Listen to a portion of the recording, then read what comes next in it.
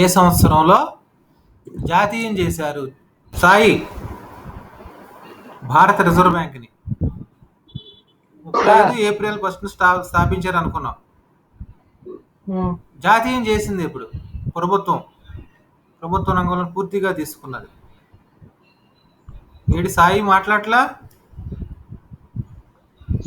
Sir భారత reserve బ్యాంక్ని ఏ సంవత్సరంలో జాతీయం చేశారు? 1939. 39? 10 సంవత్సరాలు వెనక్కి వెళ్ళిపోయావా నువ్వు? 49 సార్. ఆ? 49. 49. మొట్టమొదటిగా నోట్లను ముద్రించడం అని చెప్పాం. నెక్స్ట్ రెండోది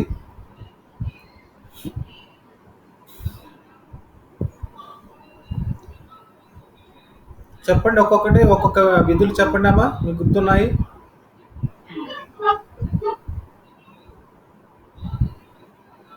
బ్యాంకులకు బ్యాంకుగా ఉంటుంది, ప్రభుత్వానికి బ్యాంకుగా ఉంటుంది. చెప్పండి, నేను చెప్పేస్తున్నా వరుసగా.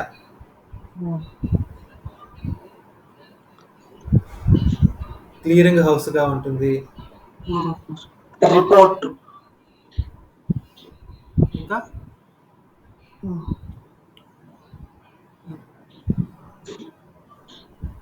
ఇంకా ఏంటంటే సాంకేతిక విజ్ఞానానికి సంబంధించి బ్యాంక్ అధికారులకు శిక్షణ కూడా ఇస్తుంది ఆర్బీఐ. ట్రైనింగ్ ఇవ్వడంతో పాటుగా కొన్ని బుక్స్ కూడా ప్రింట్ చేస్తుంది. బులెటిన్, ఆర్బీఐ బులెటిన్ అని ఉంటుంది. చాలా చాలా మంచి బుక్ అనమాట ఆర్బీఐ బులెటిన్.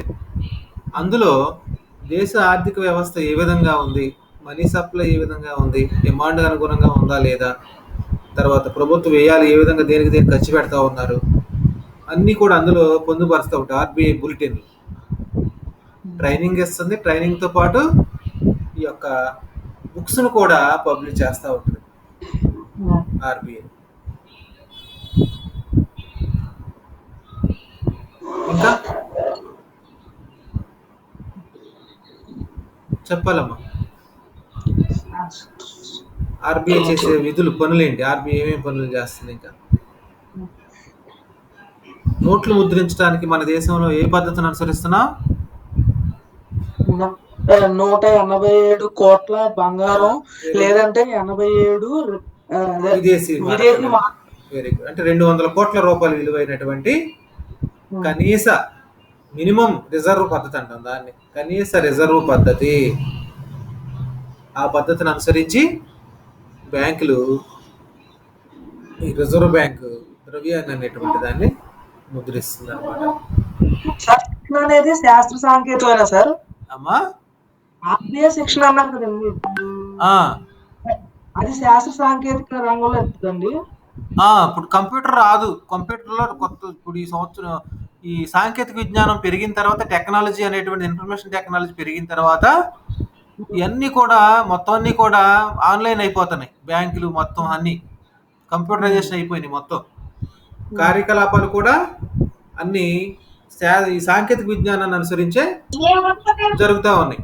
మరి ఇలాంటప్పుడు అందులో పనిచేసేటువంటి సిబ్బందికి, వాణిజ్య బ్యాంకుల్లో పనిచేసేటువంటి సిబ్బందికి, రిజర్వ్ బ్యాంకులో పనిచేసేటువంటి సిబ్బందికి ఎప్పటికప్పుడు అప్డేట్గా ఉండాలి. మరి అప్డేట్గా ఉండాలంటే వాళ్ళకి తెలియనటువంటి విషయాలపైన శిక్షణా కార్యక్రమాలు అనేటువంటి వాటిని ఇవ్వాలని, ట్రైనింగ్ ఇవ్వాలన్నమాట. అలా ట్రైనింగ్ ఇస్తే వాళ్ళు పనిని సులభంగా చేసుకోగలుగుతారు. చూడండి, కొంతమందికి కంప్యూటర్ ఇది వరకు పనిచేసేటువంటి పెద్దవాళ్ళకి కంప్యూటర్ వాడకం పెద్దగా రాదు వాడికి. మరి ఈ రోజుల్లో బ్యాంకులన్నీ కంప్యూటర్లో ఉన్నాయి. కంప్యూటర్ ముందే కూర్చుని వాళ్ళు ఎవరి అకౌంట్లో డబ్బులు ఎంత ఉన్నాయి, ఎంత తీసుకున్నారు, అన్నీ కూడా కంప్యూటర్లో ఆన్ చేసే ఆ క్యాలిక్యులేషన్స్ అన్నీ కూడా జరుగుతూ ఉన్నాయి. కాబట్టి నాలెడ్జ్ అప్డేట్ అవ్వటానికి తప్పనిసరిగా ఈ శిక్షణ అనేటువంటిది దోహదపడుతుంది అన్నమాట, అందులో పనిచేసేటువంటి వాళ్ళందరికీ కూడా.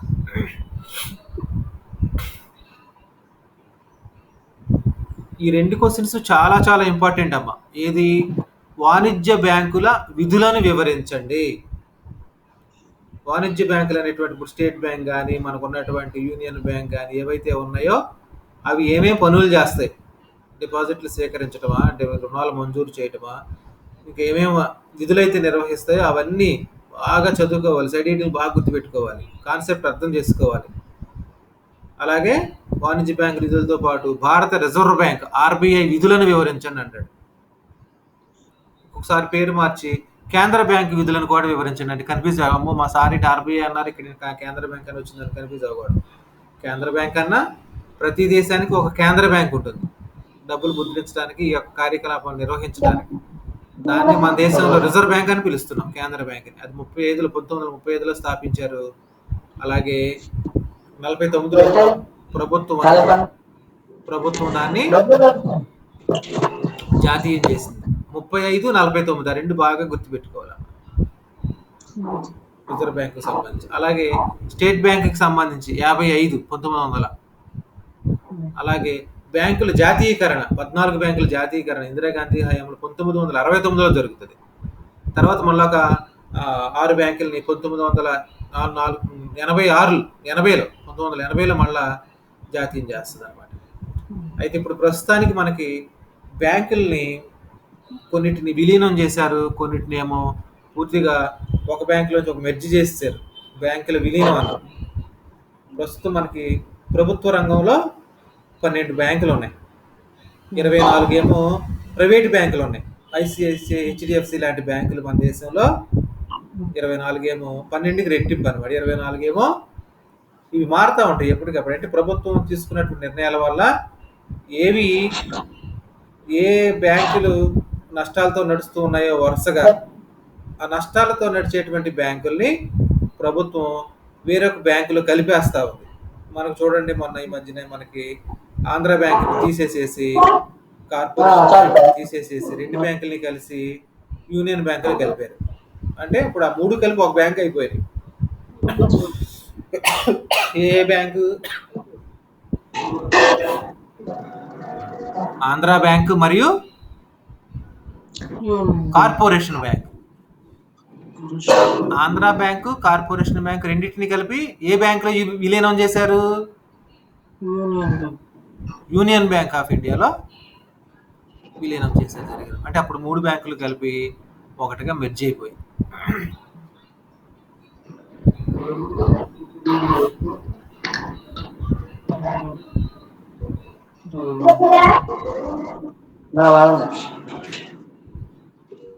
ఇంకేంటమ్మా?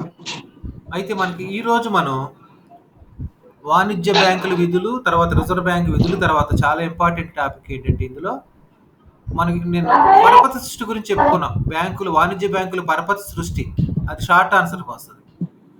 తర్వాత ఇంకోటి ఎస్ఐ క్వశ్చన్ ఏంటంటే ఇటీవల కాలంలో బ్యాంకింగ్ రంగంలో జరిగినటువంటి అభివృద్ధిని వివరించండి. Recent development in banking sector అంటారు. రీసెంట్ అంటే ఇటీవల కాలంలో, recent development in banking sector అంటారు. బ్యాంకింగ్ రంగంలో ఇటీవల చోటు చేసుకున్నటువంటి అభివృద్ధిని వివరించండి అంటారు. మార్పులను వివరించండి. అంటే మనం సాయిగా ఎవరో చూడండి అమ్మా, మైక్ని అన్మ్యూట్లో చేయండి అమ్మా, డిస్టర్బెన్స్ వస్తుంది ఎవరిలో.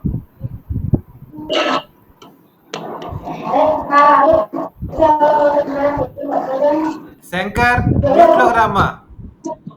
అలాగే తరుణ్ మ్యూట్లోకి రావాలి. డిస్టర్బెన్స్ వస్తుంది. నువ్వు ఏమైనా మాట్లాడాలనుకున్నప్పుడు అన్మ్యూట్ చేసి మాట్లాడాలి.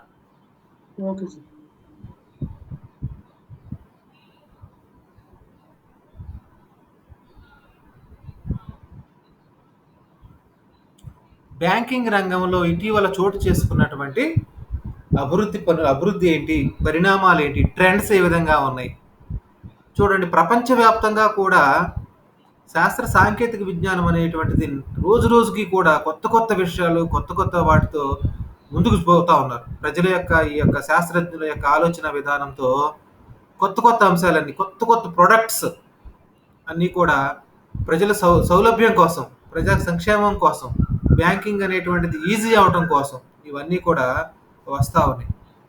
అలాంటి మార్పులని మనం ఇటీవల కాలంలో బ్యాంకులు ప్రవేశపెట్టినటువంటి మార్పులుగా ముఖ్యంగా మనకి కంప్యూటరైజేషన్ చేయడం, అది మొట్టమొదటి మార్పు మన భారతదేశంలో కానీ ప్రపంచంలో ఎక్కడైనా సరే బ్యాంకింగ్ వ్యవస్థను ఇది వరకు బ్యాంక్ వ్యవస్థలో కంప్యూటర్లు ఉండేవి కాదు ఎక్కడ చూసినా. ఇప్పుడు ఏ బ్యాంకులో చూసినా ఎవరి ముందు చూసినా కూడా కంప్యూటర్ ఉంటుంది. అంటే ఆ యొక్క బ్యాంకులో ఖాతాదారులు ఎంతమంది ఉన్నారు, ఎవరి ఖాతా నెంబర్ ఏంటి, వాళ్ళ అడ్రస్ ఏంటి, వాళ్ళ కేవైసీ అంటాం, నో ఎవర్ కస్టమర్. అంటే ఎవరైతే బ్యాంక్ అకౌంట్ ఉందో వాళ్ళ గురించి పూర్తి వివరాలన్నీ కూడా బ్యాంకు తెలుసుకుని ఉంటాయి.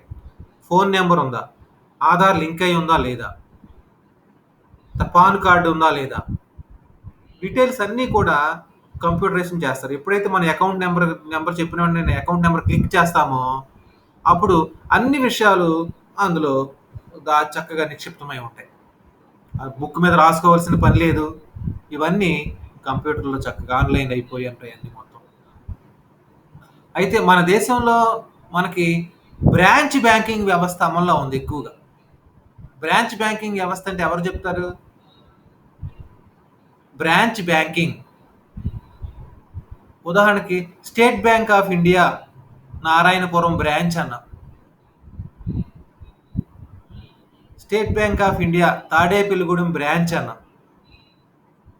Union Bank of India Chebrolu branch అన్న, Union Bank of India Unguturu branch అన్న. అంటే ఒక బ్యాంక్ బ్రాంచ్లను వివిధ ప్రాంతాలలో ఏర్పాటు చేస్తుంది అనమాట.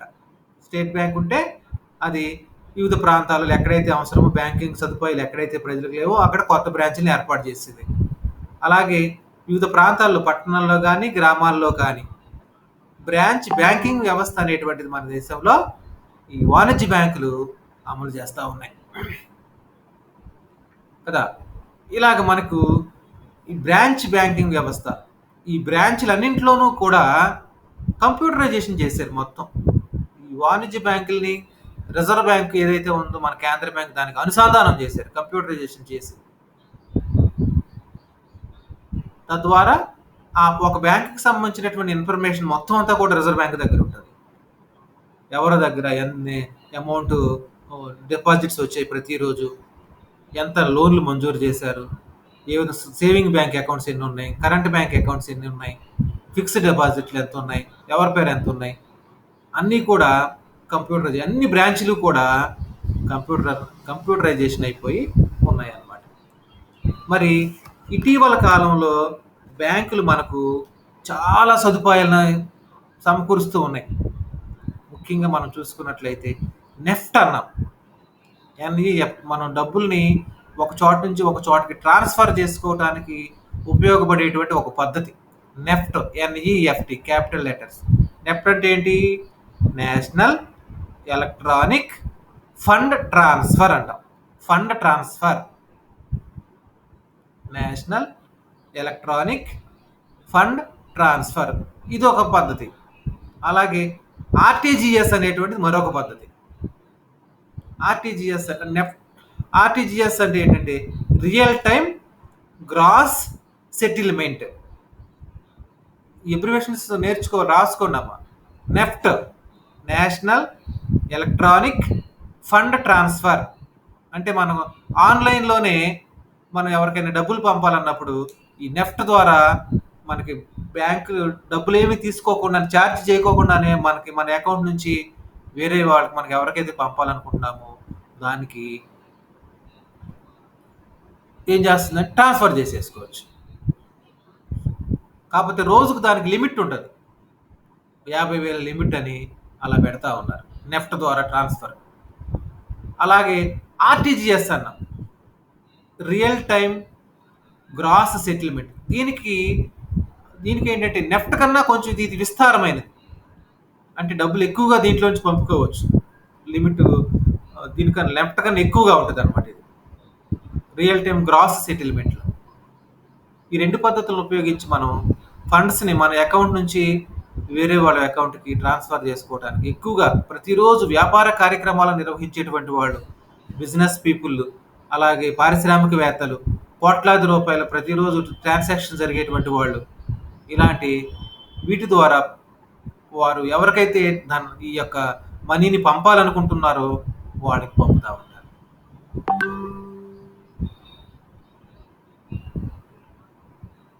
మనీ ట్రాన్స్ఫర్ ఫండ్ ట్రాన్స్ఫర్ అనేటువంటిది జరుగుతూ ఉంటుంది. ఈ 2 పద్ధతులు ఇటీవల వచ్చినటువంటి మార్పు. ఇదివరకైతే మనం బ్యాంక్‌కి ఎళ్ళాల్సి వచ్చేది. బ్యాంక్‌కెళ్ళి మరి ఎవరికైతే డబ్బులు పంపాలనుకుంటున్నామో వాళ్ళ అకౌంట్‌లోనే బ్యాంక్‌కెళ్ళి ఎయ్యాల్సి వచ్చేది. మరిప్పుడు ప్రజలకు సౌకర్యం కల్పించడం కోసం, వాళ్ళ యొక్క టైము సేవ్ అవ్వటం కోసం ప్రభుత్వం అన్ని కార్యక్రమాలని కూడా చాలా మటుకు వాళ్ళ ఇంట్లో కూర్చునే ఫోన్‌లో గానీ, మొబైల్‌లో గానీ, లేకపోయినట్టయితే ఇంట్లో కంప్యూటర్ ద్వారా కానీ వాళ్ళు ఇంట్లోనే ఆపరేట్ చేసుకోవడానికి తీసుకొచ్చింది. అదే మనకి ఆన్‌లైన్ బ్యాంకింగ్ సిస్టమ్ అంటాం. ఆన్‌లైన్‌లో. అంటే మొత్తం మనకి ఉదాహరణకి నాకు స్టేట్ బ్యాంక్‌లో అకౌంట్ ఉంది. నేను ఆన్‌లైన్ బ్యాంకింగ్ అనేటువంటి దానికి అప్లై చేయాలి. అలాగే మొబైల్ బ్యాంకింగ్ అనేటువంటి దానికి అప్లై చేసుకోవాలి అక్కడ. బ్యాంక్‌కెళ్ళి అప్లికేషన్ ఇస్తే వాళ్ళు మనకు ఆన్‌లైన్ బ్యాంకింగ్ అంటే ఎక్కడుండైనా మనం కంప్యూటర్ ద్వారా ఆన్‌లైన్ బ్యాంకింగ్‌ని ఓపెన్ చేసి మన యొక్క బ్యాలెన్స్ ఎంత ఉంది? మనకు డబ్బులు ఎంత పడినాయి? ఎవరికైనా డబ్బులు పంపాలా? చెక్ పంపాలా? ఇలాంటి వాటన్నిటిని కూడా ఆన్‌లైన్ బ్యాంకింగ్ ద్వారా కూడా మనం తీసుకోవచ్చనమాట.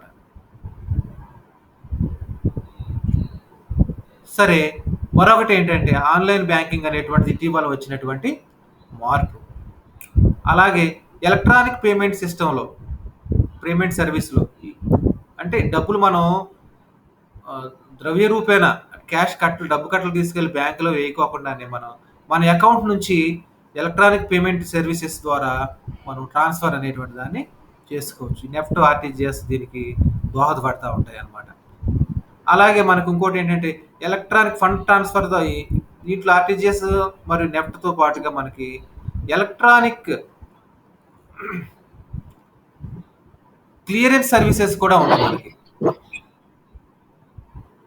Clearing services, electronic clearing services అంటే చెక్కులు అనమాట. ఎలక్ట్రానిక్ మన ఇంటికెళ్ళి మన బ్యాంక్‌కి వెళ్ళకోకుండానే మనకి ఎలక్ట్రానిక్ పద్ధతి ద్వారా డ్రాఫ్ట్ కానీ, చెక్కులు కానీ క్రియేట్ చేసి వాటిని మనం ఎవరికైతే పంపాలనుకున్నామో వారికి పంపుకోవడానికి అవకాశం ఉంటుందన్నమాట.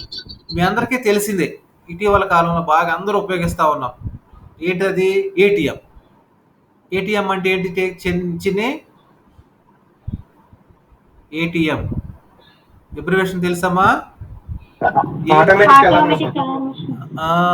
ఆటోమేటిక్ టెల్లర్ అంటే మనకి ఇచ్చేదన్నమాట మెషిన్ ఏటీఎం. అది మనకి ఎనీ టైం, ఏ టైంలోనైనా మనకి ఉపయోగపడతా ఉంటుంది. ఎప్పుడు డబ్బులు కావాలంటే అప్పుడు మన దగ్గర ఉన్నటువంటి ఏటీఎం కార్డుని తీసుకువెళ్ళి దాని ద్వారా మనం డబ్బులు డ్రా చేసుకోవడానికి అవకాశం ఉంటుంది. దానికి పిన్ నెంబర్ చాలా జాగ్రత్తగా ఉంచుకోవాలి. వేరే వాళ్ళకి ఎవరికీ చెప్పకూడదు. బ్యాంకు నుంచి ఫోన్ చేస్తున్నామేమో, మీ బ్యాంక్‌ని అకౌంట్‌ని అప్డేట్ చేస్తున్నాము, మీ ఆధార్ నెంబర్ చెప్పండి, లేకపోతే మీ పిన్ నెంబర్ చెప్పండి, ఓటీపీ చెప్పండి అంటారు. అలాంటివి ఎప్పుడు కూడా మనం ఎవరికి షేర్ చేయకూడదు. బ్యాంకులు ఎప్పుడు అలాంటివి అడగవు. డైరెక్ట్‌గా బ్యాంక్‌కి వెళ్తే తప్ప మనం ఇంట్లో ఉండగా అవి ఏమి కూడా మనకి అడగవు అనమాట. ఇటీవల కాలం ఒక విప్లవాత్మకమైన మార్పు అది ఏటీఎం అనేటువంటిది. ఇదివరకు బ్యాంక్‌కి వెళ్ళి గంటల తరబడి అక్కడ మనం వెయిట్ చేయాల్సి వచ్చేది. బ్యాంకులో గంటల తరబడి డబ్బులు తీసుకోవాలన్నా, లేకపోతే డబ్బులు వేయాలన్నా, ఇంకేదైనా డీడీ తీసుకోవాలన్నా చాలా రోజులు టైము వేస్ట్ అయ్యేది అలాగా. ఇప్పుడు మనం ఇంట్లో ఉండే లేకపోతే ఏటీఎం ఎక్కడుంటే అక్కడ మనం తీసుకోవచ్చు అనమాట. ఓకే, తర్వాత మనకి ఇంకా పాయింట్ ఆఫ్ సేల్ టెర్మినల్ అంటాం. పాయింట్ ఆఫ్ సేల్ టెర్మినల్ ఇదొక కొత్తది. ఇది కూడా ఏంటంటే ఒక పాయింట్ని ఏర్పాటు చేసి అందులో మనం చెప్పుకున్న క్లీనింగ్ హౌస్ అని చెప్పుకున్నాం, ఆర్బీఐ చేసేటువంటిది. అలాంటిది ఇది కూడా పాయింట్ ఆఫ్ సేల్ టెర్మినల్ అంటాం. మరొకటి టెలి బ్యాంకింగ్. టెలిఫోన్ ద్వారా అంటే మనకి ఏదైనా అవసరం వచ్చినప్పుడు బ్యాంకుకి ఫోన్ చేసామనుకోండి, వాళ్ళు ఫోన్ ద్వారా ఐవీఆర్ఎస్ ద్వారా లిఫ్ట్ అయ్యి మనకి ఏ సేవలు కావాలి, మీకు ఏం కావాలని కోరుకుంటున్నారో అడుగుతారు. తద్వారా టెలిఫోన్ ద్వారానే మనం బ్యాంక్‌కి వెళ్ళకోకుండానే మాకు ఫలానాదిగా దాని గురించి వివరం చెప్పండి అన్నామనుకోండి, వాళ్ళు దానికి సంబంధించినటువంటి మన అకౌంట్కి సంబంధించో లేకపోతే బ్యాంకింగ్ అందించేటువంటి సేవలు ఏమైతే ఉన్నాయో వాటి గురించో మన సందేహాలను వాళ్ళు నివృత్తి చేస్తూ ఉన్నారు. బ్యాంకింగ్ వ్యవస్థ ద్వారా సంబంధించి అంటే సేవలు అనేటువంటివి టెలిఫోన్ ద్వారా మనకి అందుతూ ఉన్నాయి. టెలిఫోన్ ద్వారా మనకి సేవలు వాళ్ళు అందజేస్తాయి. వాటిని మనం టెలి సర్వీసెస్ అంటాం. టెలి సర్వీసెస్ అంటాం. ఇంకొకటి EDI, electronic data transfer change అనమాట. ఇంటర్చేంజ్ అంటాం. ఎల ఎలక్ట్రానిక్ డేటా ఇంటర్చేంజ్ అంటే మనకు సంబంధించినటువంటి డీటెయిల్స్ అన్నీ కూడా బ్యాంకులో నిక్షిప్తమై ఉంటాయి కదా. ఇవి డేటా మనం మనకి ఎప్పుడు కావాలంటే అప్పుడు మనకు అందజేయడానికి బ్యాంకులు సిద్ధంగా మన అకౌంట్ ఎంత ఉన్నాయి. చూడండి, మనకి ఇటీవల కాలంలో చాలా మార్పులు వచ్చింది. ఈ కార్నర్ అని పెడుతున్నారు బ్యాంకులు. ఈ కార్నర్ ఈ కార్నర్లో ఏం చేస్తున్నారు, డబ్బులు క్యాష్, ఫిజికల్గా క్యాష్ మనం వేరే వారి అకౌంట్లో కానీ మన అకౌంట్లో కానీ వేసుకోవాలంటే క్యాష్ డిపాజిట్ మిషన్, సిడిఎం అంటాం. అందులోకి వెళ్ళి ఆ డబ్బులు మనం ఎవరి అకౌంట్లో ఏరుకున్నామో దాన్ని సెలెక్ట్ చేసి, కార్డ్లెస్ కూడా మనకి డెబిట్ కార్డు క్రెడిట్ కార్డు లేకపోయినప్పటికీ కూడా కార్డ్లెస్ ట్రాన్సాక్షన్ కూడా ఉంటాయి. కాకపోతే దాని మీద ₹25 అలా ఛార్జ్ చేస్తారు ఒక్కొక్క ట్రాన్సాక్షన్కి. అదే మన కార్డు ద్వారా డబ్బు వేసుకోవాలనుకోండి, అప్పుడు మనకి ఏమి ఛార్జెస్ అనేటువంటి వాళ్ళు అదనంగా మనకి ఏమి అవ్వవు. ఉదాహరణకి మీ ఫ్రెండ్కి ఒక ₹10,000 పంపాలనుకున్నారు మీ అకౌంట్లో నుంచి. అప్పుడు ఏటీఎం అక్కడ క్యాష్ డిపాజిట్ మిషన్లో దగ్గరికి వెళ్ళి మన కార్డుని, ఏ కార్డు ఏదైతే ఉందో దాన్ని సెలెక్ట్ చేసి క్యాష్ డిపాజిట్ అనే ఆప్షన్ వస్తుంది. ఆ క్యాష్ డిపాజిట్ ఆప్షన్ నొక్కితే మనకి ఎవరి అకౌంట్కి పంపాలనుకుంటున్నారు ఆ అకౌంట్ నెంబర్ అడుగుతుంది. అలాగే మన ఫోన్ నెంబర్ అడుగుతుంది. ఆ అకౌంట్ నెంబరు అది ఇచ్చిన తర్వాత క్యాష్ డిపాజిట్ చేయమంటారు. ఆ క్యాష్ కనుక అందులో డిపాజిట్ చేస్తే అది లెక్క పెట్టుకుని ఎంత ఉన్నది అన్నది కన్ఫర్మ్ చేయమంటారు. ఏ నోట్లు ₹200 నోట్లు ఉన్నాయా, 500 ఉన్నాయా, ₹100 నోట్లు ఉన్నాయా అనేటువంటి దాన్ని కన్ఫర్మ్ చేయమంటారు. కన్ఫర్మ్ చేసిన తర్వాత మనం ఓకే చేస్తే ఆ అమౌంట్ మనం ఏ అకౌంట్లో అయితే నెంబర్ ఇచ్చామో ఆ అకౌంట్లో పడిపోతుంది. అంటే క్యాష్ని మనం బ్యాంకుకి వెళ్ళకోకుండానే, అంతసేపు టైం అక్కడ లైన్లో నిలబడకుండానే మనం ఎవరి అకౌంట్లో అయితే ద్రవ్యాన్ని లేక నగదుని వేయాలనుకుంటున్నామో వాళ్ళ అకౌంట్లో మనం డబ్బుని క్యాష్ డిపాజిట్ మిషన్ ద్వారా డబ్బులు వేసుకోవచ్చు అనమాట. అలాగే మరొక విప్లవాత్మకమైనది ఏంటంటే మన బ్యాంకుల ప్రింటింగ్, మనం పాస్బుక్ ప్రింటింగ్ మిషన్. మనం ఎప్పుడెప్పుడు ఏమేమి ట్రాన్సాక్షన్స్ నిర్వహించుకున్నామో అవన్నీ కూడా ప్రింట్ అయిపోతే వచ్చేస్తాయి. మన పాస్బుక్ని మనం అందులో ఎంటర్ చేసినట్టయితే ఆ మిషన్లో బార్ కోడ్ ఉంటుంది. ఆ బార్ కోడ్ని మనం చూపిస్తే దాన్ని అదే స్కాన్ చేసుకుని మన అకౌంట్ డీటెయిల్స్ అన్ని కూడా ప్రింట్ చేసేస్తాం. అలాగే ఎవరికైనా చెక్కులు చెక్ను కూడా మన బ్యాంక్ వెళ్ళకోకుండానే ఈ కార్నర్లోనే చెక్ వేసినట్లయితే ఆ అకౌంట్ నెంబర్కి ఎవరి అకౌంట్ నెంబర్లో వేస్తున్నాం, అమౌంట్ ఎంత అని డీటెయిల్స్ ఇస్తే ఆటోమేటిక్గా చెక్ మన అకౌంట్లో వాళ్ళు క్యాష్ డిపాజిట్ చేస్తారు. ఓకే, ఇటీవల కాలంలో వచ్చిన మరొక విప్లవాత్మకమైన మార్పు మొబైల్ బ్యాంకింగ్.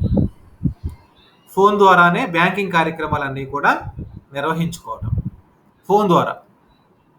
ఫోన్లో చూడండి, ఇప్పుడు మనకి ఈ యూపీఐ అనేటువంటిది వచ్చింది, యూనిఫైడ్ ట్రాన్స్ఫర్ సిస్టమ్ అనేటువంటిది, పబ్లిక్ ట్రాన్స్ఫర్ సిస్టమ్. అంటే ఈ ప్రభుత్వం ఏం చేస్తుందంటే మనకి గూగుల్ పే కానీ, ఫోన్పే కానీ, పేటిఎం కానీ ఇలాంటి వాటన్నిటినీ కూడా ఒక యూనిఫైడ్ ఒక గొడుగు కిందకి తీసుకొచ్చి ట్రాన్సాక్షన్స్ జరగటానికి వీలుగా మన ఫోన్ నెంబర్ని, మన అకౌంట్ నెంబర్ని, మన ఆధార్ నెంబర్ని అన్నిటినీ కూడా అనుసంధానం చేస్తుంది. చూడు ఎంత ఈజీగా. మనం ఫోన్పే ఉందనుకోండి, వేరే వాళ్ళకి మన అమౌంట్ ట్రాన్స్ఫర్ చేయాలంటే వాళ్ళ ఫోన్ నెంబర్ నొక్కితే, అంటే అది దానికి అనుసంధానం అయి ఉండాలి. మన అకౌంట్కి ఫోన్ నెంబరు, ఆధార్ అన్నీ కూడా లింక్ అయి ఉండాలి. అప్పుడు ఫోన్పే అనేటువంటి మనకి పేటిఎం కానీ, ఫోన్పే కానీ, గూగుల్ పే కానీ ఇలాంటివన్నీ కూడా మనకు అందుబాటులోకి వస్తాయి. ఇవన్నిటినీ కూడా మనం మన ఫోన్ ద్వారానే చేసుకోవచ్చు. ఫోన్పే నొక్కితే వెంటనే అమౌంట్ ఎంత పంపాలి, నిమిషాల్లో మనకి 1 నిమిషంలో మొత్తం అంతా కూడా మన పిన్ నొక్కినట్లయితే ఆ అమౌంట్ అంతా కూడా కన్ఫర్మ్ చేసేసి వెంటనే పంపించుకోవచ్చు. 1 నిమిషంలోనే మనం అమౌంట్ ఫోన్పే ద్వారా, గూగుల్ పే ద్వారా, పేటిఎం ద్వారా కూడా ట్రాన్స్ఫర్ చేసుకోవచ్చు అన్నమాట. ఇవన్నీ సేవలు యూనిఫైడ్ సర్వీసెస్ అంటాం వీటన్నిటి. యూపీఐ సేవల ద్వారా మనకి అందుతూ ఉన్నాయి అన్నమాట. అలాగే మనకి ఇంకా ఈ ఏటీఎం కార్డులతో పాటుగా క్రెడిట్ కార్డు సిస్టమ్ అనేటువంటి కూడా చాలా విప్లవాత్మకమైన మార్పు. ఏంటంటే ఈ అకౌంట్లో ఎవరైతే సక్రమంగా కార్యక్రమాలన్నీ కూడా నిర్వహిస్తూ ఉన్నారో వారికి బ్యాంకులు క్రెడిట్ కార్డ్ సిస్టాన్ని కూడా మనకి అందుబాటులోకి తీసుకొచ్చింది. క్రెడిట్ కార్డ్ అంటే మన అకౌంట్‌లో అమౌంట్ లేకపోయినా కూడా మనం లిమిట్ ఉంటది. 1,00,000, 1,50,000, 2,00,000, 3,00,000, 5,00,000 అని మనకున్నటువంటి మన ట్రాన్సాక్షన్స్‌ని బట్టి వాళ్ళు లిమిట్ ఇస్తారు. మనకున్నటువంటి ఇన్‌కమ్ సాలరీనా ఏంటి దాన్ని బట్టి. ఇతను చెల్లించగలుగుతాడా? చెల్లించలేడా? అనేటువంటి దాన్ని బట్టి ఇవ్వటం జరుగుతా ఉంది. దీన్ని మనం ఏమన్నామంటే ఈ అమౌంట్ ఏదైతే ఉందో దానికి మనకి మన అకౌంట్‌లో లేనప్పుడు మనం ఆన్‌లైన్‌లో చూడండి ఆన్‌లైన్ షాపింగ్ ఇప్పుడు మనకు కామర్స్ వచ్చింది మనకి. అమెజాన్, ఫ్లిప్‌కార్ట్ ద్వారా మనం ఏం చేస్తున్నామంటే వస్తువులు ఈ కరోనా కాలంలో షాప్‌కి వెళ్ళకోకుండా అన్ని వస్తువులు కొనుగోలు చేసుకోగలుగుతున్నాం. ఫోనుల దగ్గర నుంచి ఇంట్లో వాడేటువంటి వస్తువులన్నీ కూడా కొనుగోలు చేసుకోగలుగుతా ఉన్నాం. మరి అలాంటప్పుడు ఈ మొబైల్ బ్యాంకింగ్ కామర్స్‌కి ఎక్కువగా మనకు ఉపయోగపడుతుంది. వెంటనే మనకు అమెజాన్, ఫ్లిప్‌కార్ట్ ఆ యాప్‌ని ఓపెన్ చేసి పలానా వస్తువు కావాలని కొనుగోలు చేస్తే వెంటనే మనకి పిన్ నెంబర్ అడుగుతుంది. దాన్ని మనం వెంటనే అమౌంట్‌ని వాళ్ళకి ట్రాన్స్‌ఫర్ చేసుకోవచ్చు. లేకపోతే ఇంటికి క్యాష్ ఆన్ డెలివరీ అనే ఇంటికొచ్చినా కూడా వాళ్ళకి మనం పేటీఎం ద్వారా గాని, ఫోన్‌పే ద్వారా మనం మొబైల్ నుంచే వాళ్ళకి అమౌంట్‌ని చెల్లించుకోవచ్చనమాట. ఇవి చాలా విప్లవాత్మకమైన మార్పులు. ప్రజల యొక్క సౌకర్యాలనేటువంటివి అన్నీ కూడా అందుబాటులోకొచ్చాయి. అందుబాటులోకి రావటం వల్ల మనకి ఈ సౌకర్యాలనేటువంటివి ఎక్కువగా ఉపయోగించుకోగలుగుతా ఉన్నాం. ప్రభుత్వం ఈ క్రెడిట్ కార్డు, డెబిట్ కార్డ్. అయితే ఈ డెబిట్ కార్డ్‌ని క్రెడిట్ కార్డ్‌ని ఉపయోగించుకున్నప్పుడు మనం ఏం చేయాలంటే ఈ దాని ద్వారా క్యాష్ కూడా ఏటీఎంకెళ్ళి క్రెడిట్ కార్డు మనం అందులో స్వైప్ చేసి అమౌంట్ కూడా డ్రా చేసుకోవచ్చు. ఒక్కొక్క కార్డుకి లిమిట్ క్యాష్ అనేటువంటిది ఇంత ఇస్తది.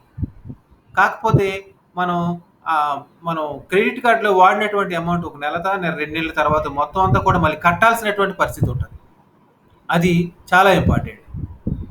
ఆ లోపు మనం కట్టలేదనుకోండి, మనం అప్పు తీసుకున్నటువంటి ఏదైతే ఉందో మన అకౌంట్‌లో, దాన్ని మనం వడ్డీతో సహా మళ్ళా ఎక్కువ వడ్డీ ఏసి చెల్లించాల్సినటువంటి అవసరం ఉంటది. కాబట్టి క్రెడిట్ కార్డ్‌ని వాడేటువంటి వాళ్ళు జాగ్రత్తగా వాడుకోవాలి. మనకున్నటువంటి ఆదాయానికి అనుగుణంగా దాన్ని వాడుకుంటూ ఉండాలి. అయితే చూడండి కొన్ని చోట్ల మనకి క్రెడిట్ కార్డ్‌ని ఉపయోగించినప్పుడు డిస్కౌంట్లు ఇస్తా ఉంటారు. ఇప్పుడు పెట్రోల్ బంక్‌లో మనం క్రెడిట్ కార్డ్‌ని ఉపయోగిస్తున్నట్లయితే మనకి 5% ఎంతో మనం దానికి డిస్కౌంట్ ఇస్తారు. తగ్గింపు. అలాగే మనకి ఈ ఏటీఎంలు ఈ అమెజాన్ గాని, ఫ్లిప్‌కార్ట్ గాని, ఇలాంటి మింత్రా ఇలాంటివి ఉన్నప్పుడు ఈ ఆన్‌లైన్ బిజినెస్ చేసే కామర్స్ దిగ్గజాలంటాం. కామర్స్ జరిగేటువంటి సంస్థలు కూడా ఒక్కొక్క సీజన్‌లో ఉదాహరణ చూడండి క్రిస్మస్, సంక్రాంతి సీజన్‌లో ఎస్‌బీఐ కార్డ్ ఉపయోగించినటువంటి వాళ్ళకి 10% డిస్కౌంట్ ఇస్తాం అని చెప్పారు ఈ అమెజాన్ వాళ్ళు. అలాగే ఫ్లిప్‌కార్ట్ వాళ్ళకు కూడా హెచ్‌డీఎఫ్‌సీ బ్యాంక్ క్రెడిట్ కార్డ్ అని, ఐసీఐసీఐ క్రెడిట్ కార్డ్ అని ఉపయోగించినటువంటి వాళ్ళకు మేము 10% డిస్కౌంట్ ఇస్తాం మీరు కొన్నటువంటి వస్తువుల పైన అని వాళ్ళు ఆఫర్‌లో ప్రకటిస్తా ఉంటారు. ఇలాంటప్పుడు కూడా మనకి క్రెడిట్ కార్డ్ వల్ల కొంత మేరకు మనకి ఉపయోగం అనేటువంటిది రావటానికి మనకు లాభం రావడానికి అవకాశం అనేటువంటిది ఉంటుందన్నమాట. అలాగే ఈ ఇంటర్నెట్ బ్యాంకింగ్, మొబైల్ బ్యాంకింగ్‌తో పాటు ఇంటర్నెట్ బ్యాంకింగ్ కూడా చాలా మనకి కంప్యూటర్‌లో ఆన్‌లైన్ బ్యాంకింగ్ అంటాం. ఈ ఆన్‌లైన్ బ్యాంకింగ్ ద్వారానే ఈ కార్యక్రమాలన్నీ మన అకౌంట్‌లో డబ్బులు ఎంత ఉన్నాయి, ఎవరికి ట్రాన్స్‌ఫర్ చేయాలి, ఎంత ట్రాన్స్‌ఫర్ చేయాలి అనేటువంటి ఆర్టీజీఎస్ గాని, నెఫ్ట్ గాని ఈ సౌకర్యాలన్నింటినీ కూడా మనం internet banking, mobile banking, online banking ద్వారా మనం ఇవన్నీ కూడా చేసుకోవచ్చనమాట. ఇటీవల కాలంలో కామర్స్ అనేటువంటిది ఎక్కువ అవటం వల్ల ఈ యొక్క సంస్థలు అనేకమైనటువంటి సదుపాయాలు కల్పించి మనకు ఈ బ్యాంకింగ్ ద్వారా బ్యాంకులతో అనుసంధానం కాబడేవి. ఎందుకు 10% డిస్కౌంట్ ఇస్తాయంటే ఆ బ్యాంకు వాళ్ళతో అమెజాన్‌తోనో, ఫ్లిప్‌కార్ట్‌తోనో టై అప్ అవుతాయి. మా క్రెడిట్ కార్డ్ వాడిన వాళ్ళని ఎక్కువగా మీరు ప్రోత్సహించండి అని చెప్తారనమాట. వాళ్ళు టై అప్ అయ్యి బ్యాంక్‌కి ఎంతో వాళ్ళు సౌకర్యాన్ని కల్పిస్తారు. తద్వారా ఈ డిస్కౌంట్ అనేటువంటివి రావడానికి అవకాశం ఉంటుందన్నమాట. ఓకే.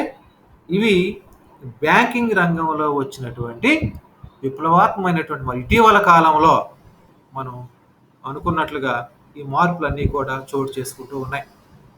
ముఖ్యంగా ఈ కంప్యూటర్ వ్యవస్థ రావటం, బ్యాంకుల్ని కంప్యూటరీకరణ చేయటం, తర్వాత మొబైల్ బ్యాంకింగ్ రావటం, అలాగే నెట్ బ్యాంకింగ్ రావటం, ఏటీఎం కార్డ్ రావటం, ఏటీఎం మిషన్లు రావటం, క్యాష్ డిపాజిట్స్‌ని మిషన్స్ రావటం, బ్యాంక్ బుక్కులు ప్రింట్ చేసేటువంటి పాస్‌బుక్ ప్రింటింగ్ మిషన్ రావటం, చెక్కులు తీసుకునేటువంటి మిషన్లు రావటం, అలాగే మనకి క్రెడిట్ కార్డు, డెబిట్ కార్డులు అనేటువంటి ఏటీఎం కార్డ్‌నేమో డెబిట్ కార్డ్ అంటాం. క్రెడిట్ కార్డ్ వేరుగా ఉంటదన్నమాట. ఇవన్నీ కూడా అందుబాటులోకి రావటం. అలాగే టెలిఫోన్ బ్యాంకింగ్ మనకు కావాల్సినటువంటి సౌకర్యాలు మన బ్యాంక్ వాళ్ళకి ఫోన్ చేస్తే వాళ్ళు వెంటనే మనకు కావాల్సినటువంటి సందేహాలను వాళ్ళు నివృత్తి చేసేటువంటి సదుపాయాలు రావడం టెలి బ్యాంకింగ్. అలాగే మనకి డీమ్యాట్ అకౌంట్ అని ఇంకొకటి ఉంటుంది. ఇవి కూడా బ్యాంకులు మనకి ఐసిఐసి బ్యాంక్ కానీ ఎస్బీఐ బ్యాంక్ కానీ ఇవి అకౌంట్ ఓపెన్ చేస్తాయి. ఏంటి ఈ డీమ్యాట్ అకౌంట్ అంటే ఏంటి అంటే ఉదాహరణకి మన అకౌంట్లో డబ్బులు ఉన్నాయి. మనం స్టాక్ మార్కెట్లో షేర్ కొనాలనుకుంటున్నాం. షేర్ మార్కెట్లో మరి షేర్ కొనాలన్నప్పుడు మన అకౌంట్ నుంచి డైరెక్ట్గా అమౌంట్ ట్రాన్స్ఫర్ కాదు వాళ్ళకి. మనం ఏదైనా ఒక షేర్ కొన్నాం, ఫలానా సంబంధించినటువంటి ప్రస్తుతం దేని ద్వారా అయితే ఎక్కువ లాభాలు వస్తున్నాయో, ఇప్పుడు ఈ ఫార్మాస్యూటికల్ రంగం బాగా ఉంది. ఇప్పుడు మందులందరూ ఈ కరోనా వ్యాధికి సంబంధించినటువంటి ఈ జబ్బులకి మందులన్నీ కూడా ఎక్కువగా కొంటా ఉన్నారు. ఫార్మాస్యూటికల్ రంగం వీటికి ఎక్కువగా షేర్ అనేటువంటిది ఎక్కువగా పెరుగుతూ ఉన్నాయి. వీటికి బ్యాంకింగ్ రంగానికి వీటికి ఎక్కువగా పెరుగుతూ ఉన్నాయి.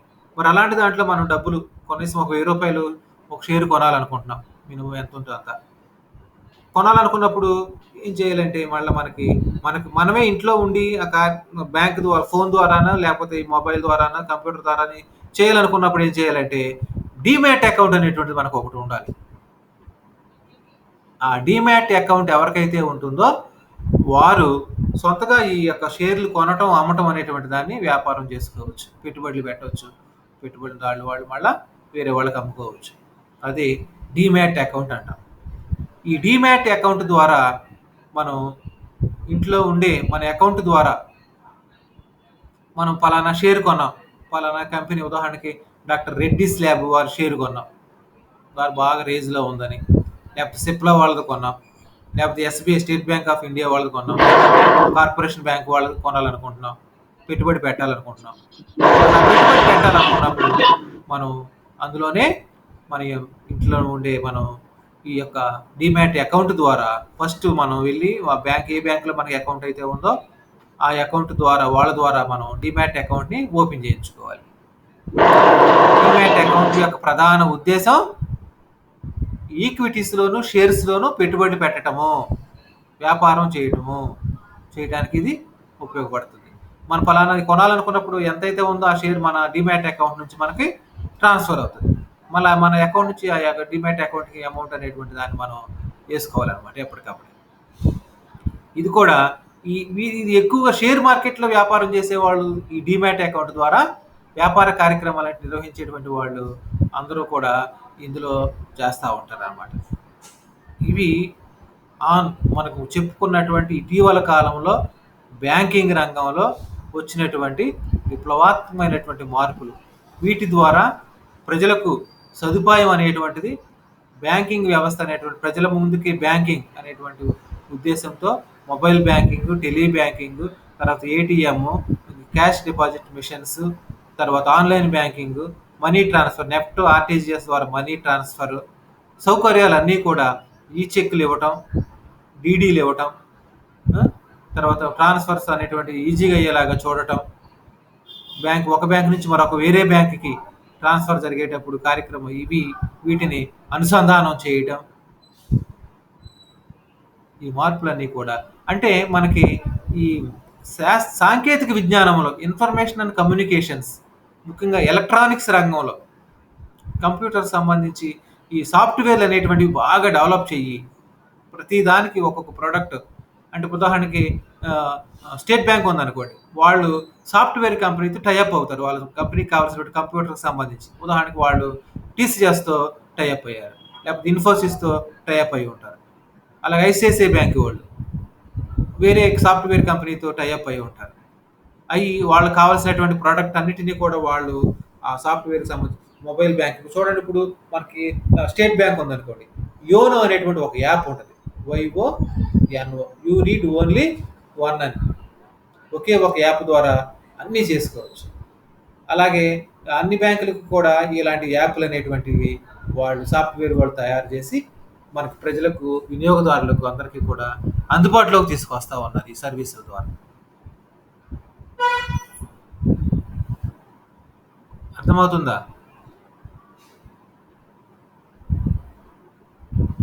ఇప్పుడు ఇప్పుడు కొన్ని క్వశ్చన్స్ అడుగుతానమ్మా, చెప్పండి అందరూ. ఎవరిని అడిగితే వాళ్ళు చెప్పాలి, సరేనా?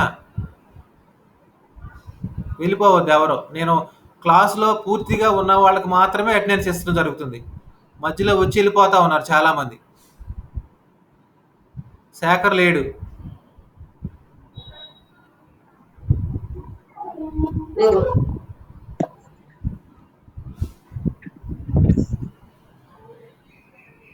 నెఫ్ట్ అంటే ఏంటి శంకర్? NEFT.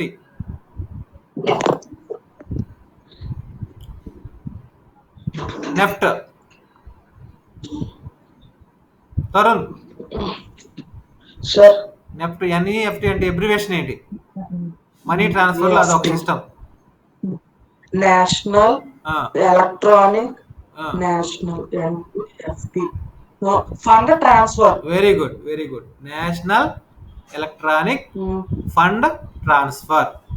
దీని ద్వారా మనం ఇంట్లో ఉండే మన మొబైల్ ద్వారా మనకి ఎవరికైనా డబ్బులు పంపాలనుకున్నప్పుడు ఈజీగా ఫండ్స్ని ట్రాన్స్ఫర్ చేసుకోవచ్చు అనమాట. నెక్స్ట్ చిన్ని, RTGS అంటే ఏంటి? Real time gross settlement. Real time gross settlement. అవును సార్. అంటే దీనికి నెఫ్ట్కి అయితే కొంత లిమిట్ ఉంటుంది, RTGSకి అయితే మొత్తం అమౌంట్ అనేటువంటి దాన్ని ఎక్కువ మొత్తంలో ట్రాన్స్ఫర్ చేసుకోవడానికి అవకాశం ఉంటుంది అనమాట RTGS ద్వారా. నెక్స్ట్ శంకర్, ATM అంటే ఏంటి? Sir ATM automatic teller machine sir. Very good. Ravikiran, నీకు ATM కార్డు ఉందా రవికిరణ్? సార్ ATM కార్డుకి క్రెడిట్ కార్డుకి డిఫరెన్స్ ఏంటి?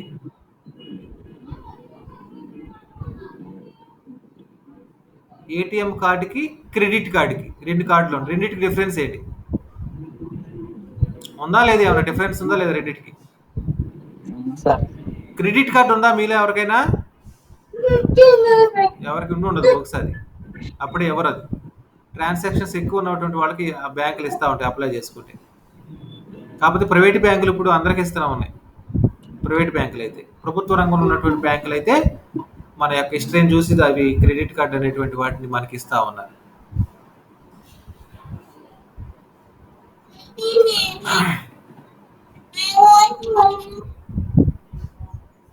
డీమ్యాట్ అకౌంట్ అంటే ఏంటి? సాయి కిరణ్, సాయి.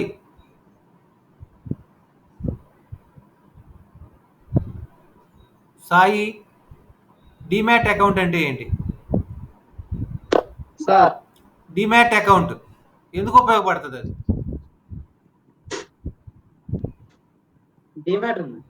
డీమ్యాట్ అకౌంట్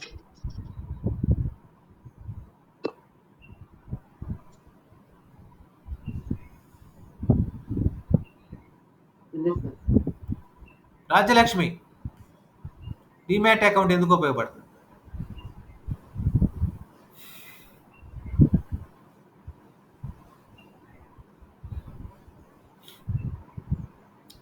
ఎవరు చెప్తారు?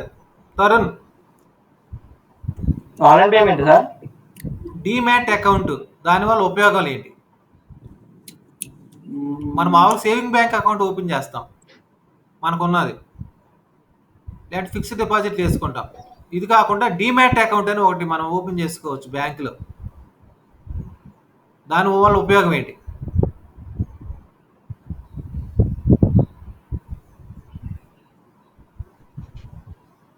అనిల్.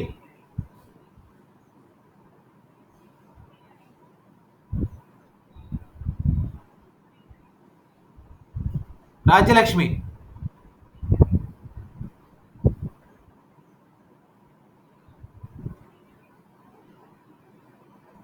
రాజ్యలక్ష్మి, డీమ్యాట్ అకౌంట్ అంటే ఏంటి? దానివల్ల ఉపయోగం ఏంటి?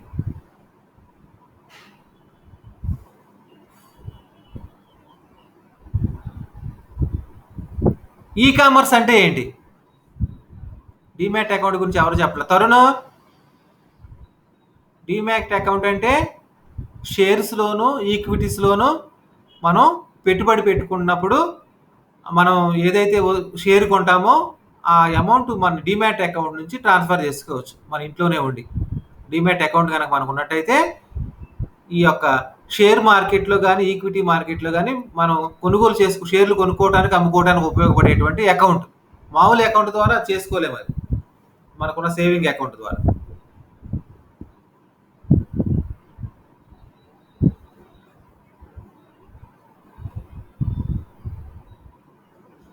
మీ అందరికీ నెట్ బ్యాంకింగ్ ఉన్నాయా, ఆన్లైన్ బ్యాంకింగ్ ఉన్నాయా, మొబైల్ బ్యాంకింగ్ ఉన్నాయా అందరికీ? మీకు ఎవరికైతే మొబైల్ బ్యాంకింగ్ లేదో వాళ్ళందరూ ఇప్పుడు మీ అకౌంట్ ఎక్కడైతే ఉందో అక్కడికి వెళ్ళి దానికి అప్లై చేసుకోండి. మొబైల్ బ్యాంకింగ్ ఇవ్వమంటే వాళ్ళే ఇస్తారు. దానికి మనకు ఆధార్ కార్డు నెంబరు, మన అకౌంట్ నెంబరు, పాన్ కార్డు ఉంటే పాన్ కార్డు అవన్నీ అడుగుతారు. తప్పనిసరిగా అందరికీ మొబైల్ బ్యాంకింగ్ ఉంటే, ఇంటర్నెట్ బ్యాంకింగ్ కానీ మొబైల్ బ్యాంకింగ్ కానీ ఉంటే మనకి ఈ ట్రాన్సాక్షన్స్ అనేటువంటి ఈజీగా అవుతాయి ఫ్యూచర్లో కూడా. అవి ఉండేలాగా చూసుకోవాలి. అందరూ అప్లై చేసుకోండి వాటికి. బ్యాంకు వాళ్ళు మనకి ఏమైనా సేవలు అందిస్తారా? ఫోన్ చేస్తే వెంటనే టెలి బ్యాంకింగ్ ద్వారా ఎప్పుడైనా చేశారా ఎవరికైనా బ్యాంకు సందేహం వచ్చినప్పుడు?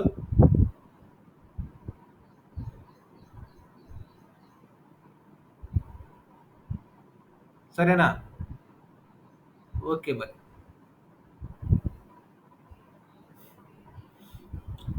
ఇంకా సందేహాలు ఉన్నాయమ్మా ఏమన్నా?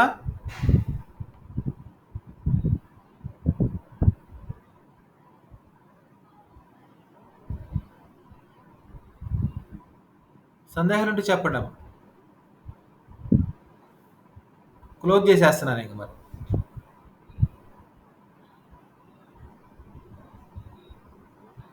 చేయమంటారా?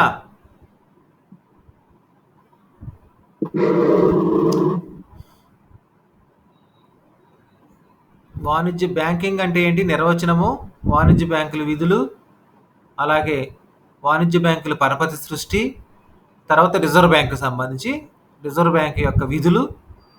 రిజర్వ్ బ్యాంకులు విధుల్లో ప్రధానమైన ఇంకోటి ఉంది, పరపతి నియంత్రణ ఉంటుంది. క్రెడిట్ కంట్రోల్ కోసం ఈ రిజర్వ్ బ్యాంక్ ఏమేం చేస్తుంది? రిజర్వ్ బ్యాంక్ విధులు ద్రవ్యాన్ని ముద్రించడం ఇవే కాకుండా క్రెడిట్ కంట్రోల్ కోసం, అంటే వాణిజ్య బ్యాంకులకు ఇచ్చేటువంటి రుణాలను తగ్గించాలన్నా రుణాలను పెంచాలన్నా కొన్ని అనుసరిస్తూ ఉంటాం. అందులో మనం చెప్పుకున్నాం ఎస్ఎల్ఆర్ అంటే స్టాట్యూటరీ లిక్విడిటీ రేషియో, చట్టబద్ధమైన నగదు నిల్వలు.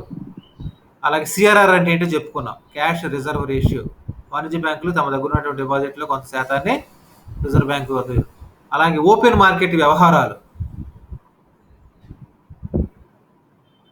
చట్టబద్ధమైన నగదు నిల్వల నిష్పత్తి, ఓపెన్ మార్కెట్ వ్యవహారాలు. ఓపెన్ మార్కెట్ వ్యవహారాలు అంటే బహిరంగ మార్కెట్లో ఈ యొక్క ఈక్విటీస్ని కొనటం అమ్మటం చేసేటువంటి దాన్ని రిజర్వ్ బ్యాంక్ చేసినట్లయితే దాని ఓపెన్ మార్కెట్ వ్యవహారాలు అంట. అందులో ఈ వాణిజ్య బ్యాంకులన్నీ కూడా పాల్గొంటాయి ఓపెన్ మార్కెట్ వ్యవహారాలలో. అంటే లిక్విడిటీ పెంచాలనుకున్నప్పుడు రిజర్వ్ బ్యాంక్ ఏం చేస్తుందంటే ఈక్విటీస్ అన్నింటినీ కూడా కొంటది. కొనటం వల్ల ఆ మనీ అంతా కూడా వీళ్ళు ఈ వాణిజ్య బ్యాంకుల్లోకి ట్రాన్స్ఫర్ అవుతుంది. తద్వారా వాణిజ్య బ్యాంకులు ఎక్కువగా రుణాలని మంజూరు చేస్తాయి అన్నమాట. అది ఎప్పుడు ఆర్థిక మాంద్య పరిస్థితులు. అదే ద్రవ్యోల్బణ పరిస్థితిలో ఉన్నప్పుడు అమ్ముతుంది. తమ దగ్గర ఉన్నటువంటి ఈ యొక్క ప్రభుత్వానికి సంబంధించినటువంటి షేర్స్, ఈక్విటీస్ ఏవైతే ఉన్నాయో వాటిని అమ్ముతుంది. అమ్మటం వల్ల వాణిజ్య బ్యాంకుల దగ్గర నుంచి డబ్బులన్నీ రిజర్వ్ బ్యాంక్కి ట్రాన్స్ఫర్ అవుతాయి.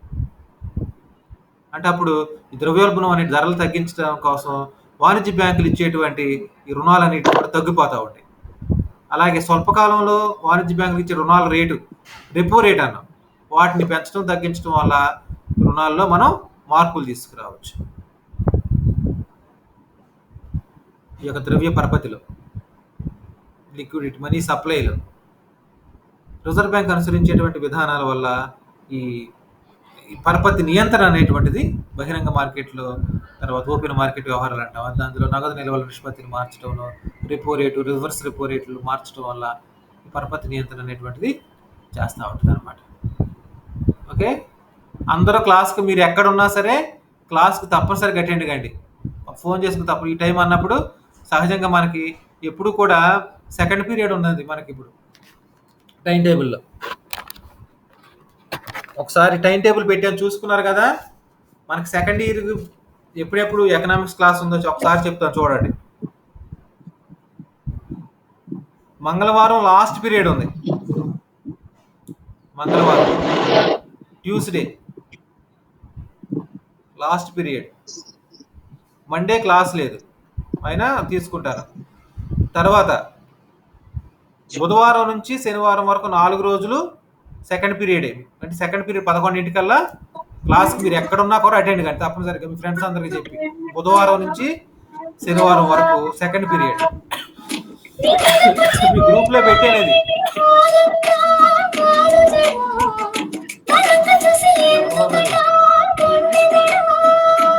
చిన్నే ఫోన్ వస్తున్నట్టు ఉంది.